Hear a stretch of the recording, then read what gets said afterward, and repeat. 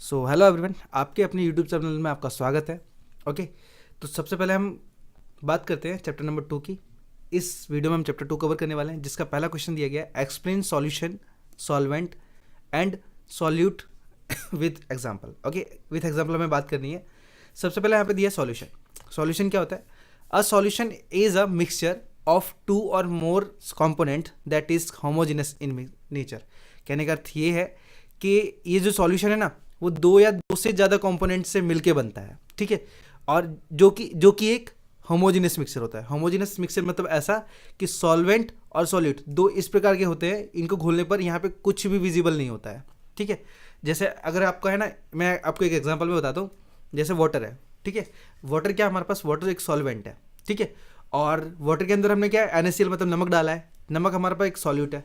इन दोनों को हम घोलेंगे ना, तो यहाँ पे हमें बिल्कुल भी कुछ भी विजिबल नहीं होगा। अगर हम वही पानी के अंदर हम सैंड को डालते हैं, उसमें हमें विजिबल होगा, तो वो एक सॉल्यूशन नहीं कहलाएगा। ठीक है, वो एक कॉलोइडल कहलाएगा। Okay, so I hope clear हो कि सॉल्यूशन किसे कहते हैं। आगे लिखा है it is made up of two component, a solute and solvent. ये जो सॉल्यूशन है वो दो चीज़ों से मिलकर बनता है, एक तो सॉलिड, एक सॉल्यूट। ठीक है, सो आई होप सॉल्यूशन क्लियर हो गया हो। इसका एग्जाम्पल है, आप लिक्विड ले सकते हो। ठीक है, लिक्विड लिक्विड कोई भी टाइप का हो सकता है। अब नेक्स्ट बात करते हैं हम सॉल्वेंट की। तो सॉल्वेंट क्या है?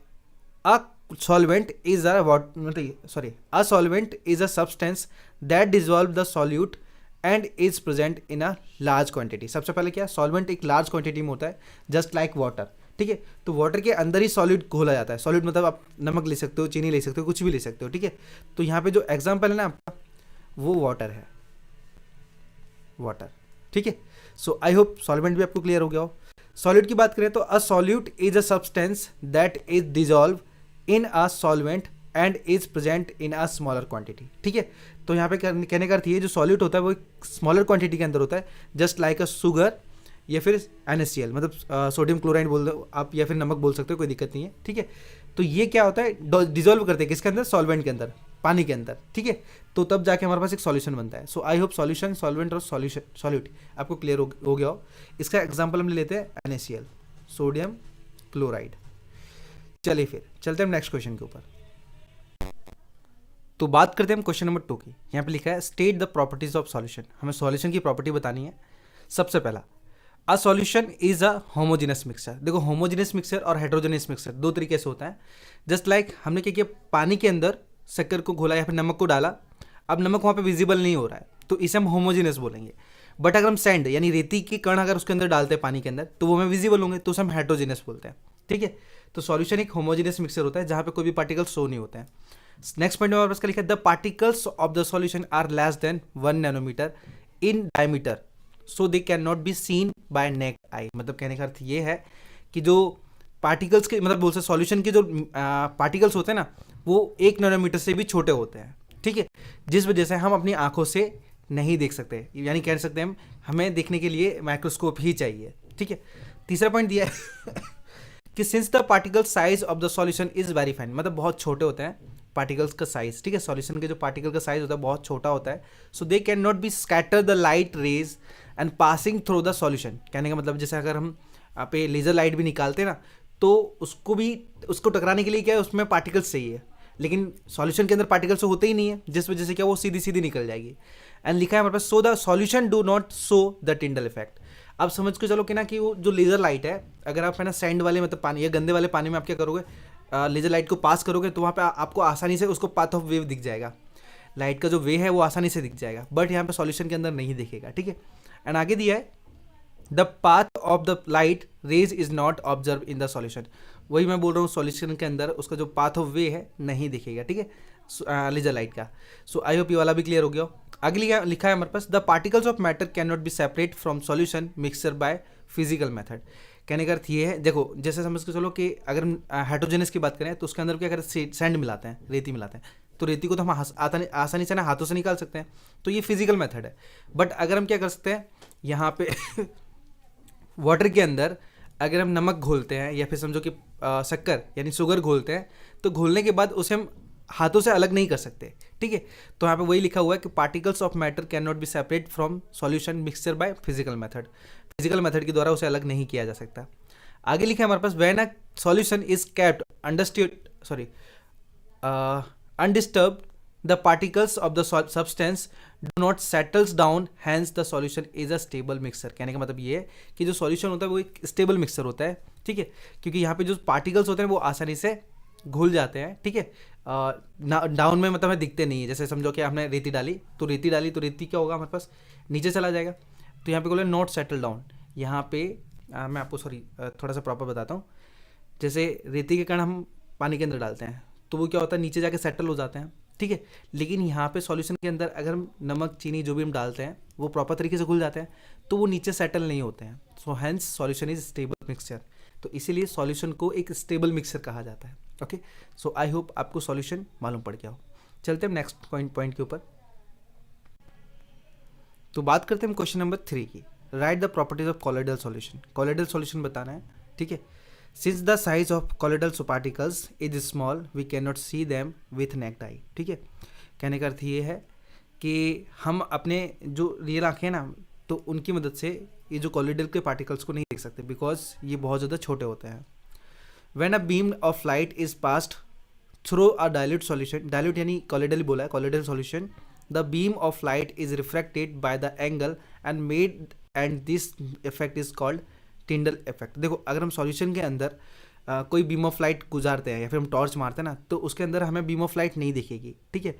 बट ये जो कॉलोइडल पार्टिकल्स मतलब सॉल्यूशन होता है ना, इसके अंदर क्या होता है, हम जब लाइट मतलब टॉर्च का फोकस मारेंगे ना, फोकस, तो उसमें से क्या होगा ना, जब बीम ऑफ लाइट निकलेगी ना तो वो हमें प्रॉपर तरीके से दिखेगी। बिकॉज क्या, उसके अंदर हल्के हल्के छोटे छोटे पार्टिकल्स होते हैं जो क्या करते हैं, लाइट को रिफ्रैक्ट करते हैं, फैलाते हैं, जिस वजह से हमें एक बीम ऑफ लाइट दिखती है प्रॉपर तरीके से, ठीक है। इसका नेक्स्ट एग्जाम्पल भी है जिससे आप और समझ पाओगे। This effect is called Tyndall effect as it was discovered by a scientist name Tyndall. कहने का मतलब ये है, इस इफेक्ट को टिंडल इफेक्ट कहते हैं क्योंकि जिसने डिस्कवर किया ना, खोजा है, उसका नाम, उस साइंटिस्ट का नाम भी टिंडल था। व्हेन अ रे of light enter the room through a small hole in the ceiling of a closed room and it is ignited because the light beam is reflected by the particles in the room। कहने का अर्थ ये है कि अगर छोटा सा कोई whole हो एक घर के अंदर, उस घर के अंदर से एक लाइट मतलब अब बोल सकते हैं बीम ऑफ लाइट अंदर आ रही है, ठीक है। अब वो बीम ऑफ लाइट दिख रही है प्रॉपर तरीके से, क्यों? क्योंकि घर के अंदर जो छोटे छोटे पार्टिकल्स हैं वो पार्टिकल्स क्या कर रहे हैं, उस बीम ऑफ लाइट को रिफ्लेक्ट कर रहे हैं, फैला रहे हैं, जिस वजह से हमें बीम ऑफ लाइट प्रॉपर तरीके से दिखेगी, मतलब पथ ऑफ वे दिखेगा पूरी तरीके से। एंड नेक्स्ट स्टेप दिया हमारे पास पॉइंट कि sunlight appear nightly at sunset and sunrise due to the scattering of sunlight and by particles in the atmosphere. देखो, जो सनलाइट अपेयर नाइटली, देखो समझ के चलो, अगर यहाँ पे क्या छोटे छोटे जो पार्टिकल्स अपने पूरे एटमॉस्फेयर के अंदर नहीं होते ना तो हमें कुछ भी नहीं दिखता कहीं भी। मतलब यहाँ पे जो उजाला होने का कारण यही है कि हमारे एटमॉस्फेयर के अंदर जो छोटे छोटे पार्टिकल्स होते हैं वो क्या करते हैं, लाइट को स्कैटर करते हैं, फैलाते हैं पूरी तरीके से, जिस वजह से हमें मतलब हर जगह उजाला ही उजाला दिखता है, ठीक है। एंड आगे दिया है, Tyndall effect can be seen when sunlight passes through the shade of dense forest. अब फॉरेस्ट के अंदर वहाँ पे भी देखो, आपने किसी भी पेड़ के नीचे देखा होगा बैठ के, तो वहाँ पे क्या होता है, थोड़े बहुत मतलब है ना हॉल टाइप के रहते हैं, मतलब पत्तों के बीच में से जगह से मतलब सनलाइट निकलता है ना, तो वहाँ पे भी हमें बीम ऑफ लाइट देखने को मिल जाता है, ठीक है। आगे हम समझते हैं, आगे दिया हमारे पास कि a similar phenomenon is observe during monsoon when the front headlight of the vehicle are on, ठीक है। जस्ट आप नाइट में भी देखा होगा कि वहाँ पे क्या पार्टिकल्स बहुत सारे मतलब एटमॉस्फेयर में होते हैं। जब किसी की लाइट जलती है, कोई व्हीकल्स की लाइट जलती है, तो हमें आसानी से बीम ऑफ लाइट इसलिए दिखती है क्योंकि उसके सामने बहुत सारे पार्टिकल्स होते हैं जो क्या करते हैं, लाइट को रिफ्लेक्ट करते हैं। इसी वजह से हमें क्या पूरी हेडलाइट से ना निकलती हुई बीम ऑफ लाइट प्रॉपर तरीके से हमें दिखाई देती है। Okay, so I hope colloidal solution आपको मालूम पड़ गया हो किसे बोलते हैं। कॉलोइडल सॉल्यूशन का मतलब ये है कि पूरी की पूरी बीम ऑफ लाइट दिखना, ठीक है, बीम ऑफ लाइट दिखना। सो चलते हैं क्वेश्चन नंबर 4 के ऊपर। तो अब हम बात करते हैं क्वेश्चन नंबर 4 के बारे में। लिखा है type of colloid and their examples are given in the following tables. हमारे पास ये दिया है टाइप ऑफ कॉलॉइड और एग्जांपल इसके। Based on its state the dispersed and dispersed phase. देखो हमें डिस्पर्स्ड फेज बताना है, ठीक है, किस स्टेटमेंट के आधार पर, और डिस्पर्स्ड मीडियम बताना है of colloidal solution in solution के, ठीक है। तो हमने क्या किया, यहाँ पे लिख लिया डिस्पर्स्ड फेज और डिस्पर्स्ड मीडियम। तो हमें इसका स्टेटमेंट बताना है, स्टेट बताना है कि जो एरोसोल है ना वो सॉलिड फॉर्म में मिलता है, ठीक है। एंड जो स्मोक है वो एयर फॉर्म में मिलता है, आपने देखा ही होगा, वो फॉर्म एक एयर फॉर्म में मिलता है और सेविंग क्रीम एक लिक्विड फॉर्म में मिलता है, ठीक है। एंड आगे दिया है इमल्सन, इमल्सन ये एक लिक्विड फॉर्म में है, ठीक है। एंड आगे मिल्क है, वो भी एक लिक्विड फॉर्म में होता है। सॉलिड फॉर्म में होता है। मड एक लिक्विड फॉर्म में होता है। सॉलिड फॉर्म एक एयर फॉर्म में होता है और स्पंज ये सॉलिड फॉर्म में होता है।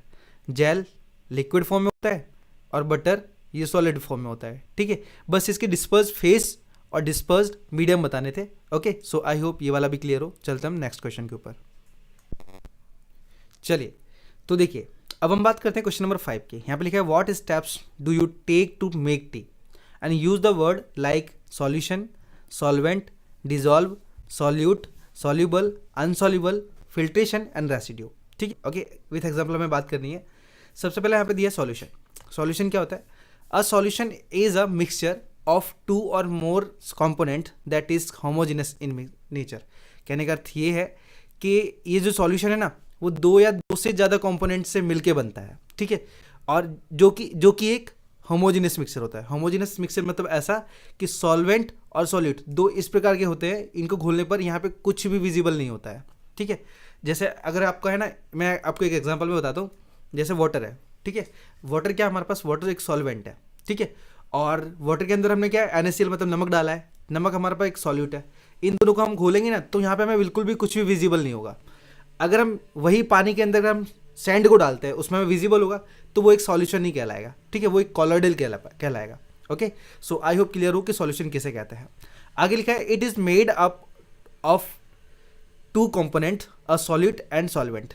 ये जो सॉल्यूशन है वो 2 चीज़ों से मिलकर बनता है, एक तो सॉलिड, एक सॉल्यूट, ठीक है। सो आई होप सॉल्यूशन क्लियर हो गया हो।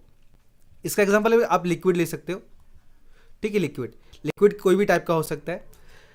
अब नेक्स्ट बात करते हैं हम सॉल्वेंट की। तो सॉल्वेंट क्या है? A solvent is a solvent is a substance that dissolve the solute and is present in a large quantity. सबसे पहले क्या, सॉल्वेंट एक लार्ज क्वांटिटी में होता है, जस्ट लाइक वाटर, ठीक है। तो वाटर के अंदर ही सॉल्यूट घोला जाता है। सॉल्यूट मतलब आप नमक ले सकते हो, चीनी ले सकते हो, कुछ भी ले सकते हो, ठीक है। तो यहाँ पे जो एग्जाम्पल है ना आपका, वो वाटर है, वाटर, ठीक है। सो आई होप सॉल्वेंट भी आपको क्लियर हो गया हो। सॉल्यूट की बात करें तो अ solute is a substance that is dissolve in a solvent and is present in a smaller quantity, ठीक है। तो यहाँ पे कहने का अर्थ ये, जो सॉल्यूट होता है वो एक स्मॉलर क्वांटिटी के अंदर होता है, जस्ट लाइक अ शुगर या फिर NaCl मतलब सोडियम क्लोराइड बोल दो आप, या फिर नमक बोल सकते हो, कोई दिक्कत नहीं है, ठीक है। तो ये क्या होता है, डिजोल्व करते हैं किसके अंदर, सॉल्वेंट के अंदर, पानी के अंदर, ठीक है। तो तब जाके हमारे पास एक सॉल्यूशन बनता है। सो आई होप सॉल्यूशन, सॉल्वेंट और सॉल्यूट आपको क्लियर हो गया हो।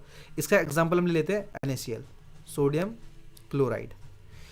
चलिए फिर चलते हैं नेक्स्ट क्वेश्चन के ऊपर। तो मैं आपको थोड़ा सा समझाऊं तो मैं आपको प्रॉपर तरीके से हिंदी में बताता हूँ। सबसे पहले बात करते हैं हम सॉल्यूशन। सॉल्यूशन किसको बोलते हैं? जस्ट लाइक इसे होमोजेनस मिक्सचर बोलते हैं, और यहाँ पे सॉल्वेंट और सॉल्यूट को दोनों को साथ में घोला जाता है, ठीक है। लेकिन इसके अंदर कोई भी चीज़ विजिबल नहीं होती, इसी को हम सॉल्यूशन कहते हैं। अब सॉल्वेंट की बात करते हैं। तो सॉल्वेंट किसे कहते हैं? सॉल्वेंट कहते हैं जैसे हमारे पास पानी, ठीक है। पानी के अंदर हम शक्कर घोलते हैं तो शक्कर हमारा सॉल्यूट हो जाएगा, ठीक है। तो ये भी आपको क्लियर हो गया होगा, ठीक है। अब बात करते हैं सॉल्यूबल। सॉल्यूबल उसको बोलते हैं जो घुलनशील होता है, जैसे हमारे पास शक्कर है, इसको हम सॉल्यूबल भी कह सकते हैं, सॉल्यूट भी कह सकते हैं, कोई दिक्कत नहीं है। अनसॉल्यूबल का मतलब होता है जैसे हमने क्या है उसके अंदर टी लीफ ले ली, मतलब चाय पत्ती बोलते हैं उसे, चाय पत्ती ली, उसके अंदर डाली, वो घुल तो गई बट पूरी तरीके से नहीं, उसके हमारे पास क्या सब्सटेंस रह ही गए, तो ये अनसॉल्यूबल है, ठीक है। एंड आगे दिए फिल्ट्रेशन। फिल्ट्रेशन आपको पता ही है, चलने बोलते हैं उसे। रेसिड्यू का मतलब होता है जो चीज़ बच जाती है, जैसे हमने क्या किया, अनसॉल्यूबल हमने क्या अदरक लिया, तो अदरक वैसे तो घुल गया, ठीक है, लेकिन उसके जो अवशेष बचे लास्ट में, रिमेन्स बचे, उसे हम रेसिड्यू कहते हैं। अब समझते हैं पॉइंट के जरिए। तो जैसे हमारे पास हमने 3 चीज़ तो पहली बात कर ली है, जो कि मैंने क्वेश्चन नंबर 1 में भी बात की और यहाँ पे 5 में भी बात कर ली। अब फिल्ट्रेट क्या होता है? The substance that passes through the filter and is collected in a container, ठीक है। फिल्ट्रेशन किसको बोलते हैं? जैसे हमारे पास चलनी है, चलनी के द्वारा क्या करते हैं हम, चाय को छानते हैं, तो चाय को छाना, उसको एक कंटेनर में रख दिया, ठीक है, तो वो हमारे पास एक फिल्ट्रेट है, मतलब उसको फिल्टर करके हमने चाय को छान लिया, ठीक है। आगे दिया है रेसिड्यू। रेसिड्यू क्या होता है? It is substance that remains insoluble on the upper part of the filter. कहने का अर्थ ये जो चलनी होती है, चलनी के ऊपर जितना भी मतलब रिमेन्स बचता है, जस्ट लाइक मतलब है ना टी लीफ बोल सकते हैं, ठीक है, और भी मतलब कुछ जैसे अदरक वगैरह जो चीज़ बचती है, ये क्या रेसिड्यू है हमारे लिए। ओके, अब बात करते हैं चाय बनाने की मेथड को। तो सबसे बोला हमारे पास पहले कि add a cup of milk and to the vessel. Vessel मतलब क्या है, सबसे पहले हमने क्या किया, बर्तन में एक कप मिल्क लिया और उसको गर्म करना स्टार्ट किया, and which act as a solvent. और ये जो मिल्क है वो एक सॉल्वेंट का काम करता है, ठीक है। मतलब सॉल्वेंट के अंदर मतलब सॉल्वेंट का मतलब क्या हुआ कि उसके अंदर अगर कोई चीज़ घोलेंगे ना तो एग्जैक्ट वो घुलेगी, ठीक है। तो ये एक सॉल्वेंट है, ठीक है, इसके अंदर ही सब चीज़ घुल जाएगी तो वो हमारे पास सॉल्यूट हो जाएगा। एंड द टी पाउडर और tea leaves act as a solute. तो ये सॉल्यूट है और वो सॉल्वेंट है।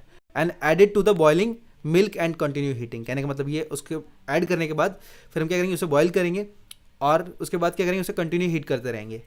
आगे लिखा है हमारे पास, the solute here tea powder और tea leaves remains insoluble in the milk and which can be seen when it is still boiling, ठीक है। कहने का अर्थ ये है कि यहाँ पे जो सॉल्यूट है, सॉल्यूट क्या है हमारे पास, जैसे टी पाउडर है और टी लीव्स है, रिमेन्स इनसॉल्युबल। देखो जो चीज़ होती है वो घुल तो जाती है बट उसके जो रिमेन्स सेम रह जाते हैं, जो कि हमारे पास अभी फिल्ट्रेशन की हम बात ही कर रहे थे। And in the milk and which can be seen when it is still boiling, जिसे हम आसानी से देख सकते हैं। And after this add some sugar, मतलब क्या है, अब ये सब घोलने के बाद, ये सब मिलाने के बाद अब क्या करेंगे, हम शुगर को मिलाएंगे to the boiling solution and which is also a solute but soluble in milk solution. कहने का अर्थ है ये है कि जो शुगर है वो एक सॉल्यूट पदार्थ है, ठीक है, जो कि मिल्क के अंदर आराम से सॉल्यूबल हो जाता है, मतलब पूरी की पूरी तरीके से वो घुल जाता है। यहाँ पे उसके कोई रिमेन्स नहीं बचते इस वजह से। आगे दिया है कि विथ कॉन्टिन्यूस स्टारिंग भी बोल सकते हैं, the sugar will dissolve completely in the solution and attain saturation. कहने का अर्थ ये है जो शुगर है वो कंप्लीटली उस सॉल्वेंट के अंदर प्रॉपर तरीके से घुल जाता है, ठीक है। सॉल्वेंट हमारा एक वाटर है, मिल्क है, ये हमारे पास सॉल्वेंट है। सॉल्यूट हमारे पास जैसे टी लीव्स हो गए, ठीक है, आपने शुगर ले ली, ये सब हमारे पास सॉल्यूबल है या फिर सॉल्यूट बोल सकते हैं इसे, ठीक है। And when the raw material मतलब smell of tea leaves is no more it indicates the solution has reached its boiling points and remove it from heat and strains it user a strainer and the insoluble tea powders that is left in the strainer and is the residue. कहने का अर्थ ये है कि अब जब सब चीज़ें ना पूरी तरीके से हमारे पास कंप्लीटली बन चुकी होती है, बनने के बाद हम क्या करेंगे, उसे फिल्ट्रेशन करेंगे। फिल्ट्रेशन करते समय जो फिल्टर है हमारे पास जैसे चलनी है, उसके ऊपर जो चीज़ बची है ना उसे हम रेसिड्यू बोलते हैं, ठीक है, जो रिमेन्स बचे हैं हमारे पास। And the solution essence milk and sugar that passes through the filter is called filtrate and which is collected in a container, ठीक है। तो जो चीज़ हमारे पास फिल्टर हुई है उसे हम फिल्ट्रेट कहते हैं, जस्ट लाइक हमारे पास छनी हुई चाय है, ठीक है, चाय बोलते हैं, आपको तो पता ही होगा। एंड जो जिसे क्या करते हैं हम अलग कंटेनर में ले लेते हैं। सो यही सारी चीज़ें थी जिसे हम सॉल्यूशन मतलब सॉल्वेंट इस तरीके से बताना था। सो आई होप सारी की सारी चीज़ें क्लियर हो गई हों।